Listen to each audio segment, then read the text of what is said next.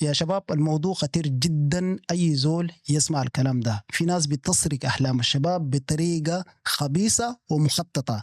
همهم الوحيد شنو؟ بيسرقوا قروشكم وبس، لا خير. يعني في صفحة اسمها التجاني فاميلي، يعني في كل المنصات تيك توك يوتيوب فيسبوك. الناس ديل أحذروا منهم يا شباب، الناس ديل احذروا منهم.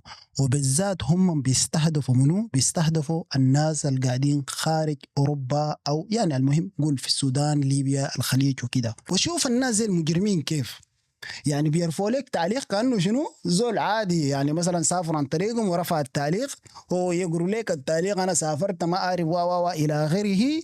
وفي النهايه غدا عملوا صفحات وهميه وبيقوموا يعلقوا هم برامج وبيقروا التعليق، وبعدين يقول لك اها شفت فتعالوا عن طريقنا او امشوا لنا في اليوتيوب. فيا شباب ما تكونوا يعني ناس مساكين عشان ياكلوا حقكم. والله العظيم الناس ديل بس دايرين يخضعوكم ياكلوا حقكم ما اكتر. ناس زي ديل ناس ما عندهم ضمير، يعني بس دايرين ياكلوا حق اخوانهم. فده الحاجة اللي أنا محيرني، يعني أنتوا اللي بتعملوا حظر لنفسكم. ديل ما بيصفروا زول، الناس ديل ما بيصفروا زول. يا أخ هم في أوروبا دي ما سافروا. الفيديوهات اللي بتشوفوها في المطارات وما أعرف شنو كلها خدعة. الفيديوهات دي اونلاين انا بجيب لك 200 الف فيديو، انا ممكن ارفع لي فيديو هم بينزلوا الفيديو كانه هم مصوروه اصلا. لا هم مصوروه لا زول مثلا سافر عن طريقهم صوروه. كلها خدعه يا شباب. فيديوهات اللي في المطارات دي اي زول يمشي يصور يعني. فما تكونوا ناس بريئين، امروا حسابكم يا شباب. انشروا الفيديو ده يصل لاكبر عدد ممكن فضلا وليس امرا.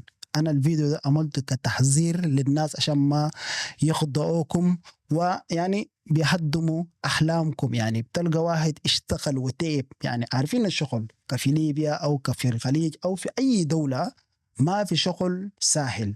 فالواحد يتعب عشان هو داير يبني مستقبله، وديل يجوك في ثواني يقول لك ارسل وسوي وسوي وسوي، وتلقى نفسك شنو انت رسلت القروش وفي النهايه تفتر تقوم تخلي القروش ويلا هم كده شنو يعني سحبوا منك حاجه.